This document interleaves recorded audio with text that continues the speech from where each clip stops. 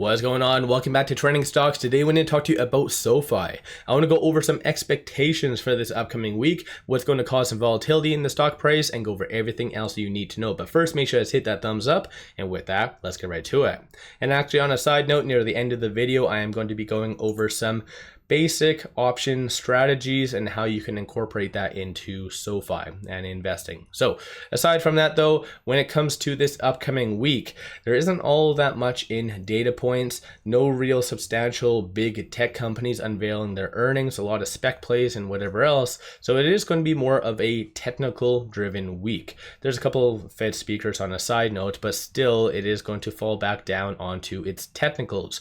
And in SoFi's case, just it going down 7.12% alone on Friday, not the best. And plus, even if you kind of zoom out, just the broader indexes are kind of resembling the exact same thing. The fact that even SoFi recently did break below that both 100 and 50-day moving average, not the best sign. So I think in reality, a lot of people are chattering about recession, slowing consumers, their buying power, and just not the best scenario. And even over and above all of that though, you do have this that came out this morning, or I guess on Saturday, saying Warren Buffett's Berkshire Hathaway discloses that they have sold nearly 50% of all their shares in Apple. He did state in the past that he was going to trim a little bit of Apple, but 50% is clearly not trimming. So this in reality is going to escalate things so much faster. And some people might be obviously justifying this as a kind of just taking profits and maybe just mitigating a risk. Some people might be seeing it as obviously he sold because he thinks it's a top, or that the market might be having a significant pullback. Whatever way you want to play this, it is old data. And Brad did have a very good post right here. So if Warren Buffett sold 50% of his Apple stake, but nobody on Twitter was here to say that he sold 50% of his Apple stake, did he actually sell 50% of his stake?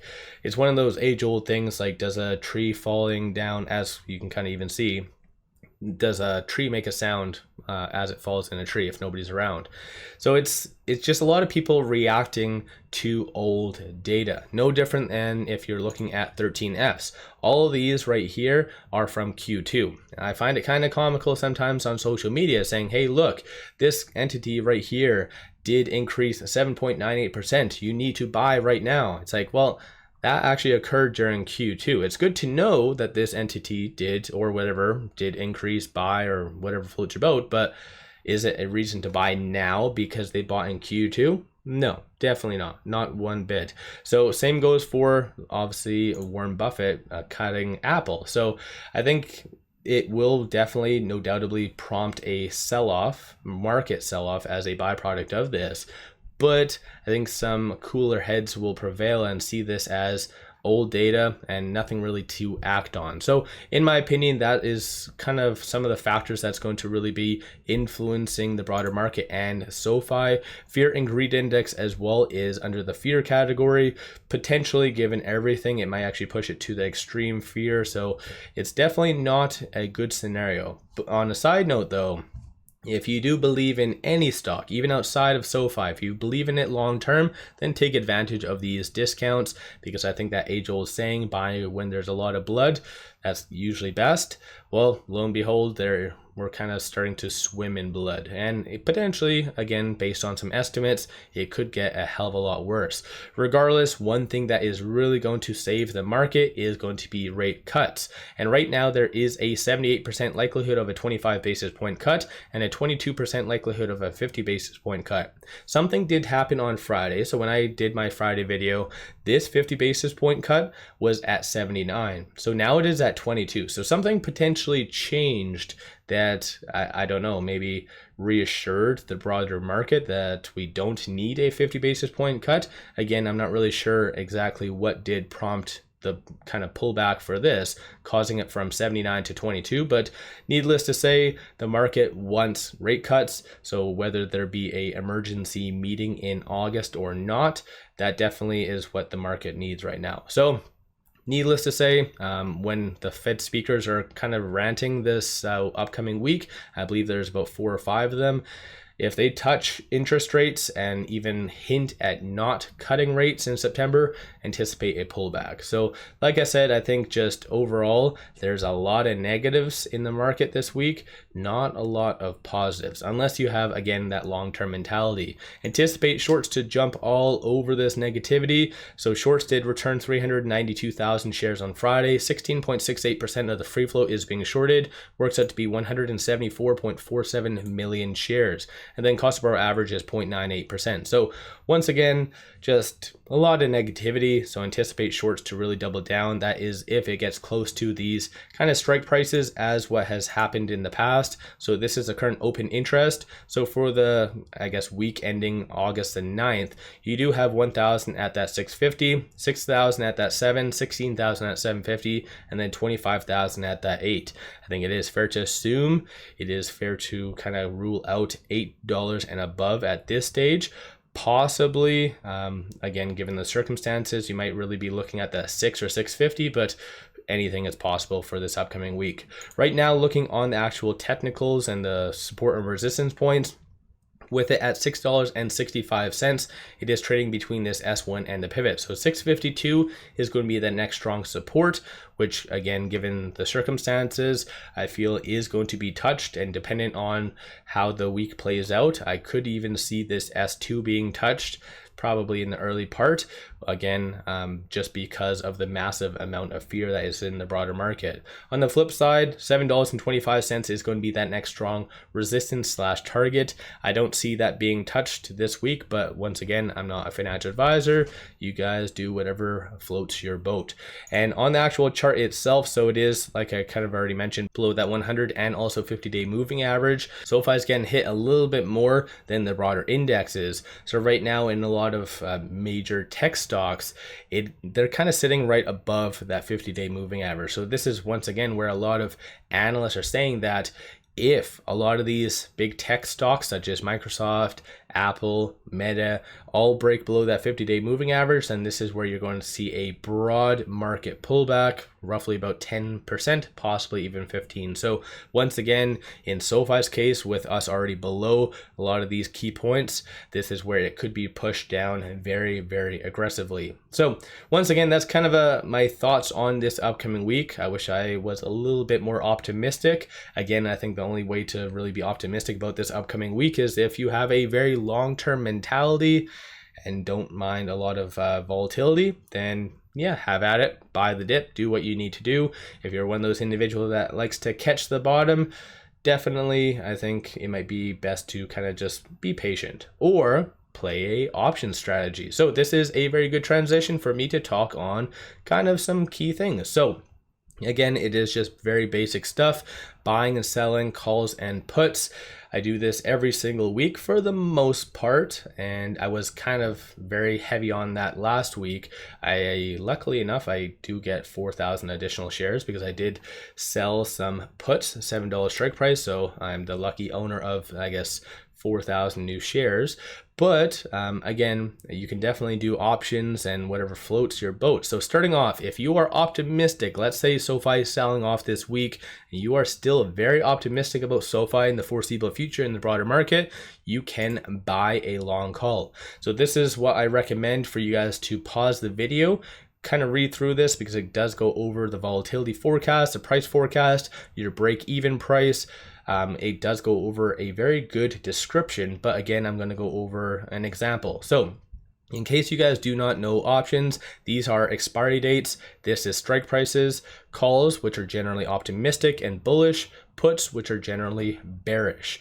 You can do combinations and whatever. There's a lot of complexity to this, a lot of things here. I think a lot of this just overwhelms a lot of investors, and probably that is why they don't do options. But for this video, so IV is volatility, delta is kind of the likelihood of that being kind of accomplished, and theta is how much it is burning through. The rest, gamma, vega, vana, charm, I'll kind of omit that for this video. That's just some basic stuff here. So let's say for this upcoming week, so you do have August the 9th expiry date. There, on a side note, there is a fine line between gambling and doing things logically. So just tread cautiously. And one thing that I have really done the best is getting my feet wet. I've lost some money, hands down. When I first started, yeah, I lost probably about $50, $60, something like that. But that $60 and that education and learning lesson that options kind of brought me, I'm making like 10 times that every single week. So once again, just sometimes just doing it is the best. You can think all you want, trying to analyze. Sometimes when it comes down to options, you have to act very fast. So once again, you can choose different time frames. So for instance, if SoFi is pulling back, you really like SoFi, you can buy a call. So let's choose June 18th, 2026. So let's say you feel SoFi is going to be above, let's say $12. That's the highest chain right now.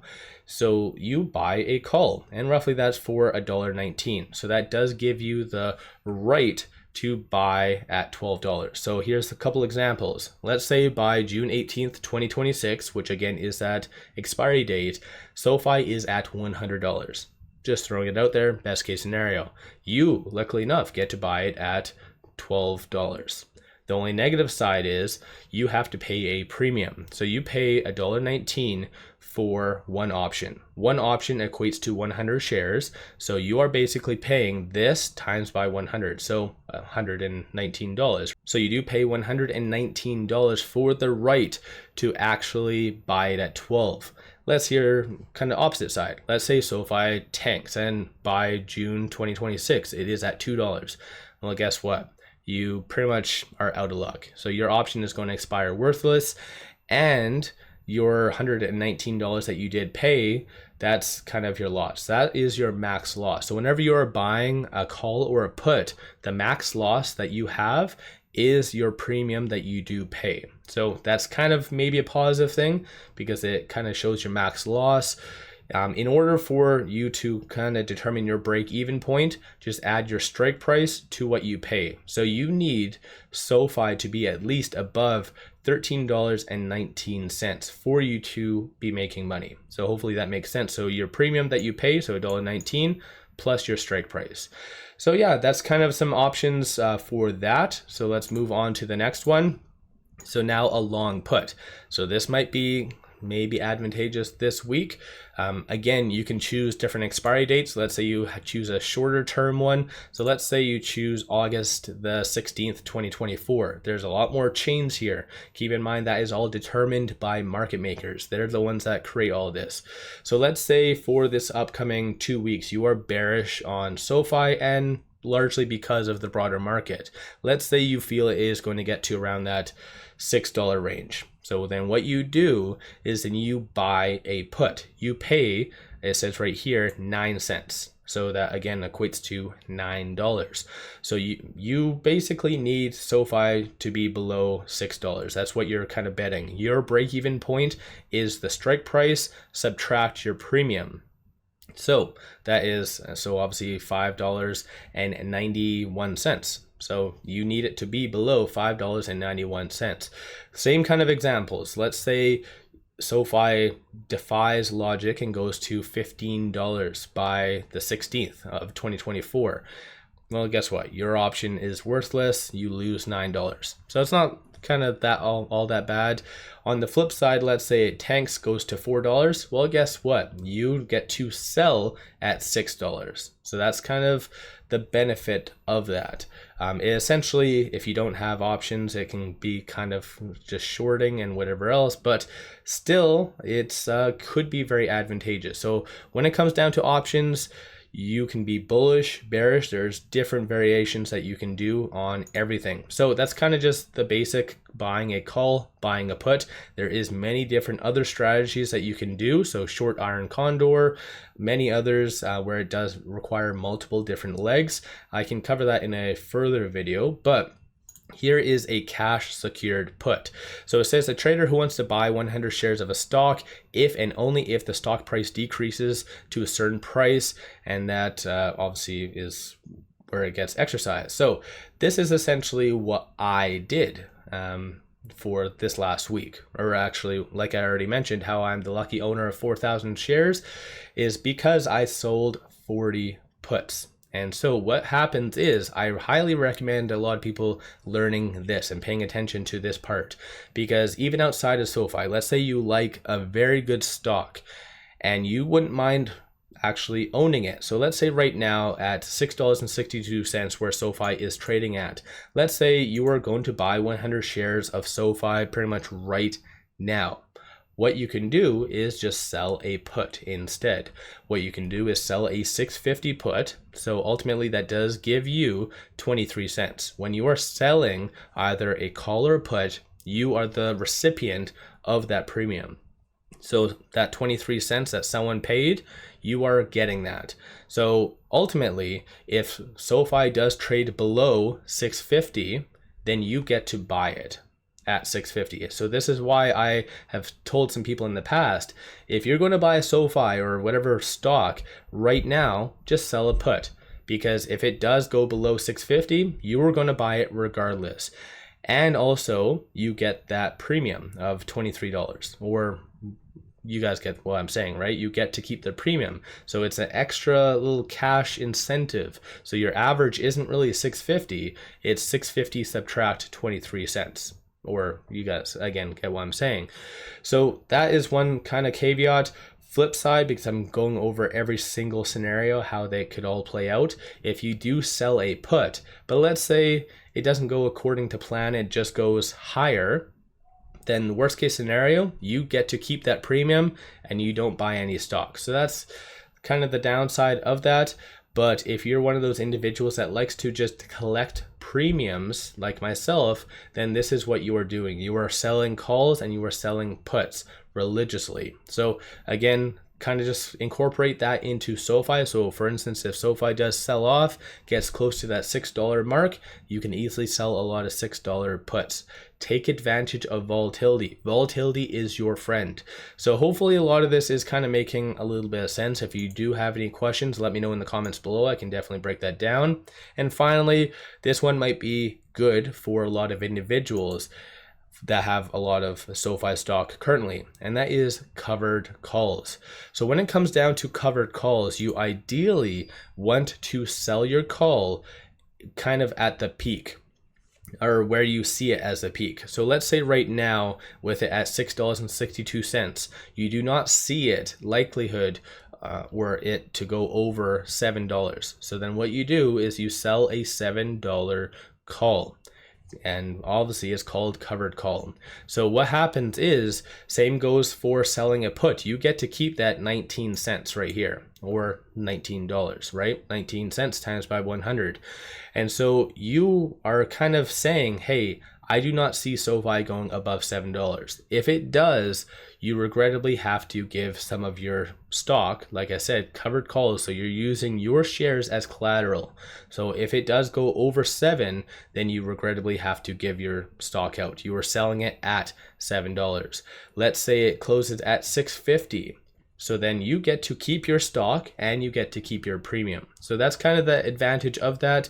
But of course, like I kind of started off with, there's a fine line between gambling and doing things logically. So make sure you guys do your own due diligence. That's kind of some basic examples of buying and selling calls and puts and how each one could necessarily play out. So highly recommend you guys incorporating that into SoFi or any other volatile stock. Volatile stocks equate to easy money, easy premiums. Sometimes, yeah, you're wrong, but like I said, I'm the now lucky recipient of 4,000 shares. So then what I can do going forward, I can just sell covered calls on that, right? So this is just take advantage, look at the technicals, see where you feel it is going to be going, and kind of just choose accordingly. So that's a very basic options tutorial on things that you need to know and just some expectations for this week. Don't forget to hit that thumbs up and subscribe. I always greatly appreciate that. And with all that, appreciate all of you watching.